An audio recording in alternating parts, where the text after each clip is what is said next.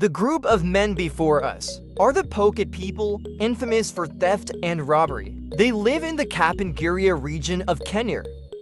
Right now, they are standing in Lake Baringo, busily preparing today's dinner. The man wearing a feathered headdress and a red checkered skirt is named Troy. He is 29 years old and one of the last 3 bachelors in the tribe. In his hand, he holds a simple fishing rod made from a tree branch and a rope. One end of the rope is tied with red ants and dragonflies as bait. There are plenty of fish here. Fishing is very easy. The young man in white shorts and the one holding a fish are Troy's 2 close friends. The 3 of them are the last bachelors in the tribe, so they always stick together. Even though it's the dry season, they still manage to catch a fair amount. After a few hours of work, they've caught several fish. Everyone is happy.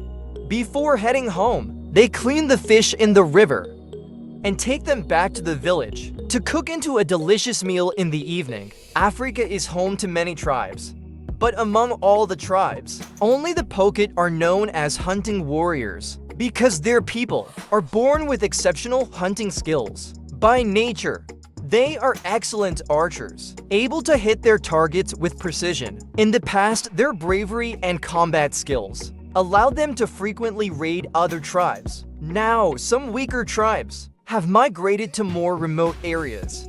At the same time, their natural prey is also dwindling. A tribesman named Kombi says, "There used to be many antelopes around the village. I could go out in the morning and hunt enough to feed the family for a day, but now animals are becoming scarce. Sometimes I can't catch anything even after a whole day. It's getting harder to put food on the table to provide for their families." The men often spend the entire day hunting. Household chores are left to the women. Like other tribes, Pokot women lead very difficult lives. Today, they are making a simple bench for the villagers to rest on. Early in the morning, the women leave their homes to gather suitable branches. They plant a few small branches into the ground, then use longer branches to weave horizontally. The seat is quickly completed. Then they place the woven seat onto fixed branches, already in place. A simple resting bench is now complete. Almost every Pokot woman knows how to make these, as it's a life skill they learn from childhood. By nature, they place the bench under the shade of a tree, where both adults and children can rest. In addition, skilled Pokot women must also build their own homes after marriage. Pokot houses may look simple, but they are very practical. The man before us is named Rite. He proudly shows off his house. He says the house and the 2 beds inside were built by his wife. The main structure of the house is made of wood, and the roof is thatched with straw. Though the house is small, it effectively blocks sunlight and insects, making the interior cool and comfortable. This is the wisdom passed down from their Pokot ancestors. In this village, aside from the 3 famous bachelors, most men have 3 to 4 wives. However, not every wife is willing to marry her husband. According to Pokot tradition, when a man marries, he must give the bride's parents 20 cows or 50 goats as a dowry. Only then will the parents agree to the marriage. After the wedding, the wife takes on the responsibilities of housework and child-rearing. Men here often treat their wives as laborers. They work hard every day and may face beatings if they don't perform well. In the Pokot tribe, women have very low status. The circular necklaces they wear symbolize their marital status. Each necklace carries a different meaning. The bottom layer signifies being single. The second layer signifies being married. The third layer signifies being divorced and preparing to remarry. The more necklaces a woman wears, the more complex her marital history. If you want to know, A Pokot woman's emotional journey. Just look at the necklaces she wears, and you'll understand.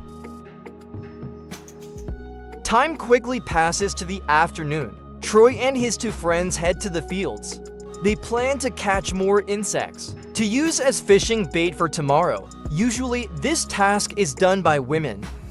But the three of them are the last bachelors in the village, so they have to do it themselves. After a few hours of work, they finally gather enough bait and return home before nightfall. Troy returns home and starts cooking the fish he caught earlier. Sitting beside him is his mother.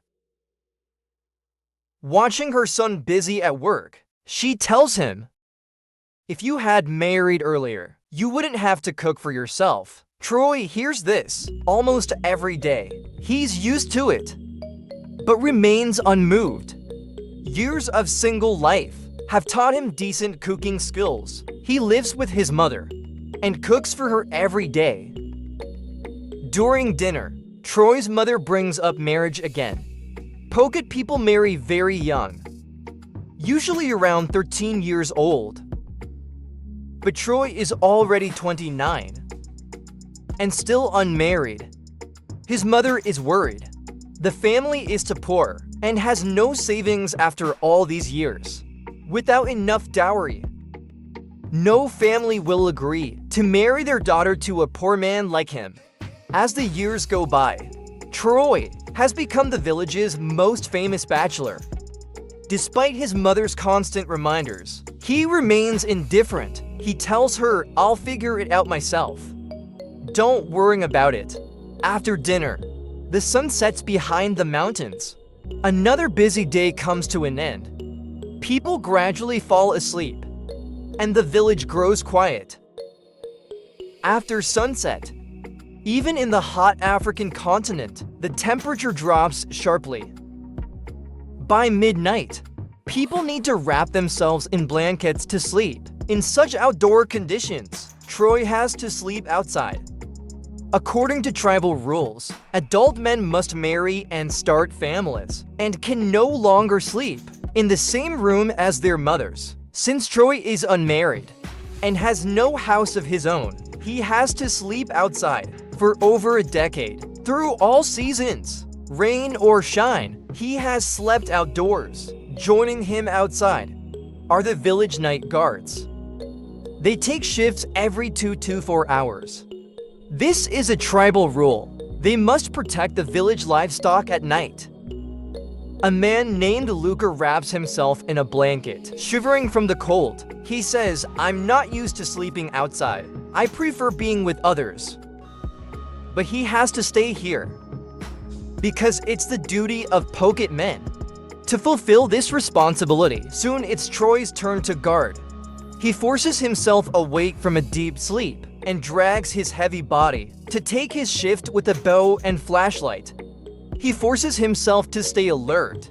Troy says women can sleep indoors, but we must stay awake to protect the livestock from wild animals or thieves from other tribes. By dawn, the sun rises, and the chief is the first to leave his house. He carefully counts the cattle to see if any are missing, then checks each cow's condition to see if any are injured, have skin diseases, or are pregnant. If everything is fine, the chief leads the others to herd the cattle along the way.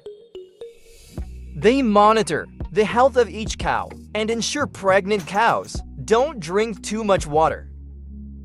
Each day, the herd must walk around the village for at least 200 meters to 1 kilometer. Before the walk is complete, while herding, the chief suddenly brightens. He quickly walks to a tree and picks a cluster of transparent, solidified liquid, swallowing it immediately. He says this can prevent colds.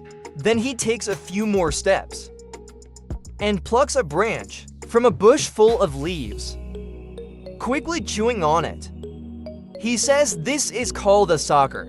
Chewing it can cure malaria, and grinding it into milk can cure all kinds of illnesses. This is a folk remedy passed down from their ancestors, and every Pokot believes in it.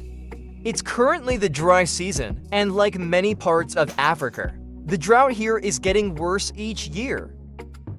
The ground becomes scorching hot under the high temperatures, making it difficult to walk barefoot. Hunting has also become more challenging. To address the crisis, the village elders decide to perform a rain-making ritual. In the eyes of the Pokot, slaughtering livestock and examining their entrails can predict good or bad omens. The chief calls a few men to slaughter a goat. They kill a small goat and carefully inspect its heart and intestines. The chief believes rain is coming soon. This is a good omen, but he also sees a bad sign: that a conflict may soon arise between tribes over livestock. When discussing this, the deputy chief explains further. Young men in the village usually receive livestock from their parents, but there are exceptions, such as some men stealing livestock from other tribes. This often leads to conflicts between tribes, especially for single men who want to marry. They must pay at least 50 goats or 20 cows to marry a wife. This is not easy for a young man. Thus, in the fertile lands around Lake Baringo, livestock theft has become a Pokot tradition. They often target smaller tribes for raids, like the Njem's tribe before us. According to their elder, about 20 years ago, they were raided by the Pokot, who stole their livestock at gunpoint and lost the ensuing battle. The Njem's were forced to leave their ancestral land.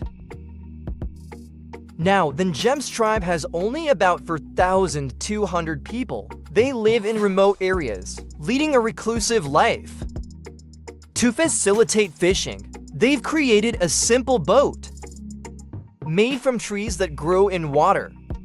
Light and easy to maneuver, they tie a few tree trunks together to form a raft that floats easily on water. The men often use these homemade boats to travel conveniently, like the Pokot. The Njem's also struggle to sustain their livelihoods due to drought. Reluctantly, they decide to sell a cow.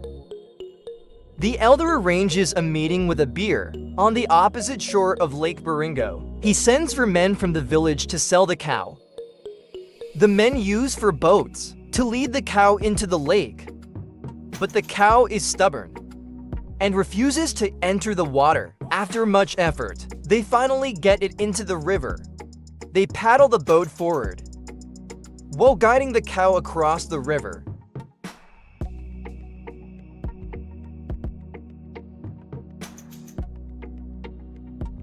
This is a difficult journey for both the men and the cow. After about 3 hours, they finally reach the other shore. The beer has been waiting for a long time. After some haggling, they agreed to sell for about 1,100 Chinese yuan.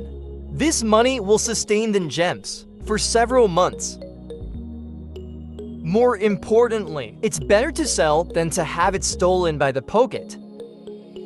During the conversation, a beer in red suddenly points to the lake. A crocodile is silently swimming by. This sends shivers down their spines, because if they had been any later, something terrible could have happened. The calm lake surface hides many dangers. All the men feel a lingering fear. Back in the Pokot tribe, Troy is herding cattle with his 2 bachelor friends. The lives of these 3 single men remain unchanged, but this time they plan to find a way to solve their bachelorhood soon. Troy says, "I think December is the best time to steal cattle. It's the rainy season then, with heavy rains every day. Many people stay indoors. The sound of rain masks footsteps, making it harder to detect theft, and rainwater washes away footprints. So I plan to steal some cattle in December. Though stealing is dishonorable, Troy says he must find a way to marry. If he continues like this, he'll be looked down upon by the tribe. To change his situation, He must take a risk for himself.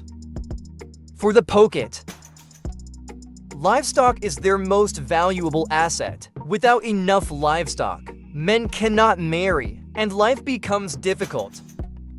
Faced with this harsh reality, every primitive tribe must find ways to ensure the survival of future generations. The Pokot are no exception. They, like other African tribes, follow the natural law of survival of the fittest. Over generations, the Pokot have turned this law into a culture of raiding. Perhaps in the coming years, or further into the future, they will find a more stable way. Relying solely on theft and raiding is not a sustainable way to develop the tribe. This is a record documenting every corner of the world. Thank you for watching.